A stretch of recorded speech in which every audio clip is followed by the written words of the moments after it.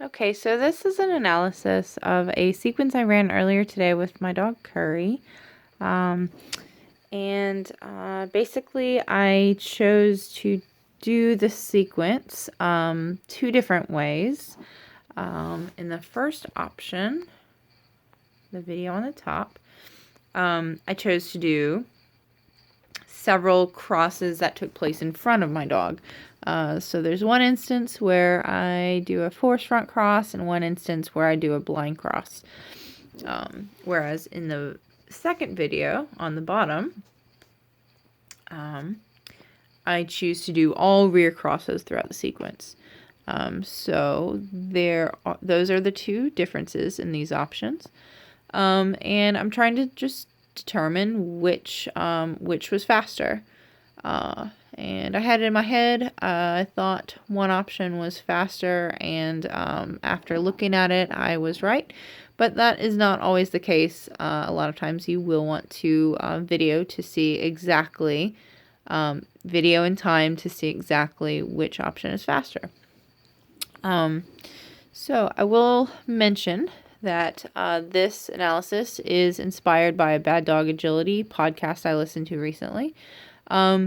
And the basic gist was you want to find the best executions of the same sequence with different options. It might involve a wrap choice, one wrap choice versus another, or like in this case, it would involve front cross versus rear cross versus blind cross, just to help you determine which is faster for you and your dog. So it's a great idea to kind of help handlers determine what choices they should be making on the course. So if you've never heard of Bad Dog Agility, they're a great group. Definitely check them out. They do really informative podcasts pretty often, and I do believe that they have online instruction too. So check them out. They're pretty cool. So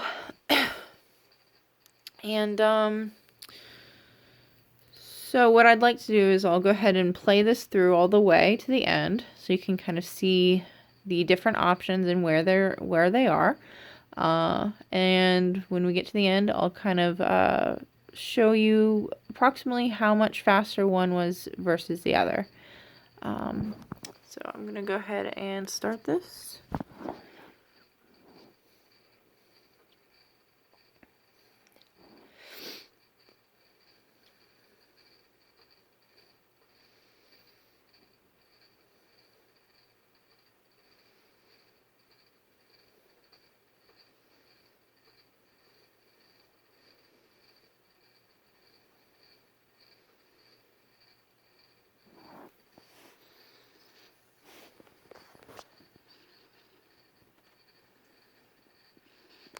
Okay. So we're going to go ahead and take a look and see about how much faster one option is versus the other. Now, if you see in the front cross, blind cross option, my dog does finish the sequence before she finishes in the all rear cross option. Okay, so we're going to see just how much faster the top video, the choices in the top video were. Alright, so, oh no, what did I do? Go back.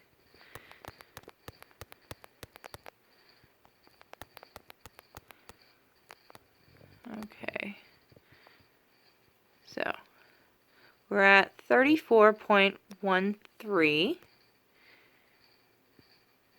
34.13. Okay. Is when she came out in the first video.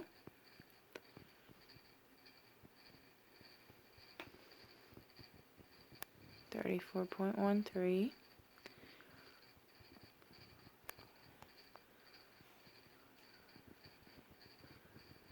And to reach the same point,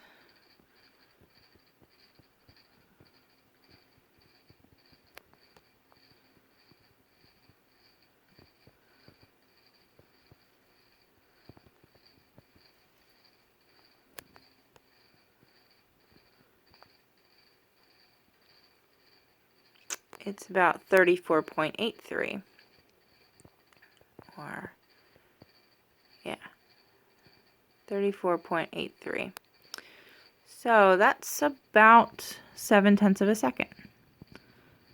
So let's check out where all that time came from.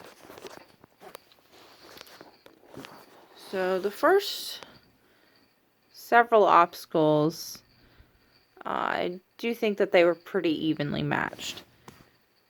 Coming out of this first tunnel, they're almost exactly in line with each other for time.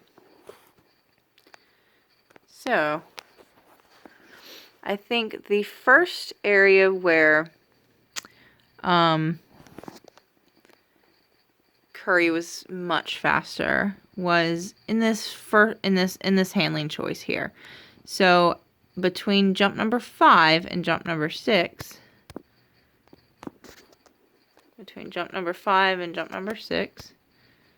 come on.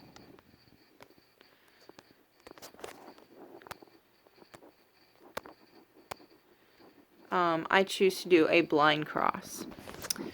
So going into the cross, I begin to move pretty quickly, which in turn helps my dog to go into some, stay in extension.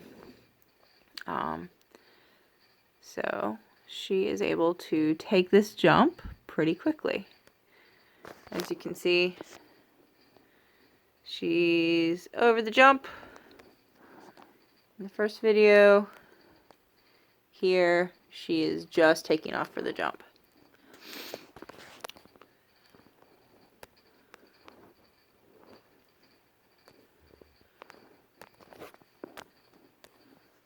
So let's kind of take a look at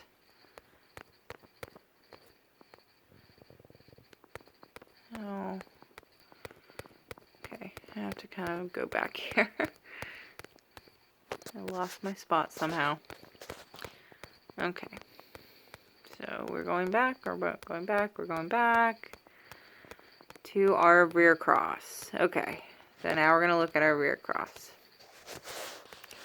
So as you can see, I am cueing a deceleration cue. I'm asking her to turn, relatively tight, so that I can help her maneuver this rear cross. So we can get this rear cross done. Okay, so, she slows down a bit for that turn. And, in the top video, she stays pretty much in extension. Okay. So when we look at this next jump number 6, you can kind of tell, or you can tell that when she lands up here, she is doing that before she lands in the rear cross option video. So let's see how much time that is. Okay, so it's at 18.18 is when she lands in the top video.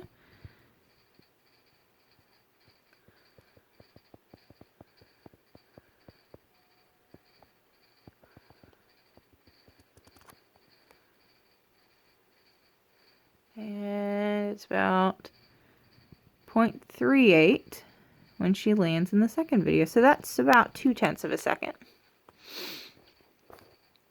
Okay, so this next section where I think, the next portion of the sequence where I think the time is made up is in this in this video here, I think she gains a little bit more more speed as she approaches this rear cross. I do think that this rear cross is more efficient than this next rear cross in this video. And the reason why I believe that is because of my positioning. Up in the first video, I'm a little further down the line, and I'm already starting to cue deceleration to help her with these tight turns. Whereas I'm not in the best position to cue that next rear cross in the second video. So what I'm able to do is, before she has to take off for this jump,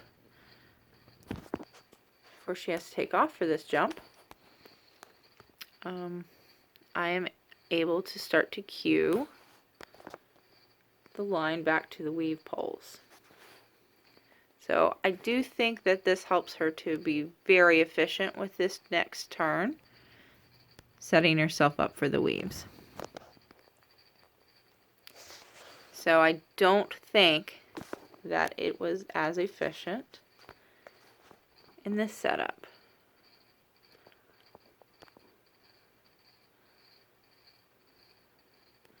She almost has to backtrack a little bit to come back and find the weave poles.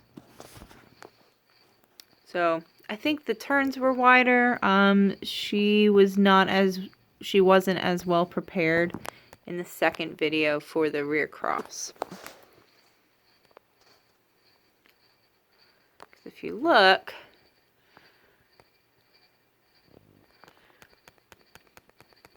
getting back to the weaves. If you look, the time that she enters this first pole in the first video, we're at 24.48.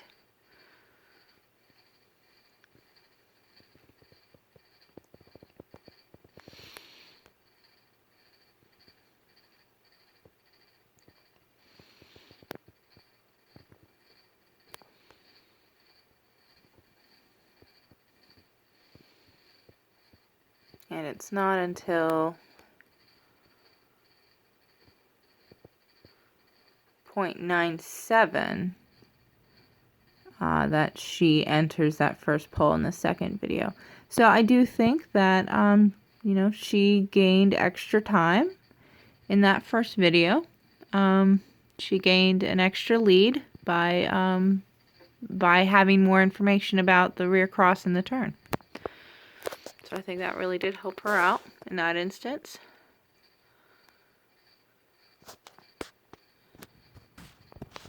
Alright, so she finishes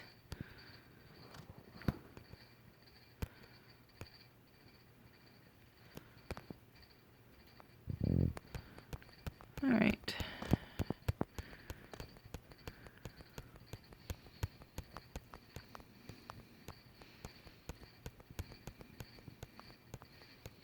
In this first video, she finishes at 34.18.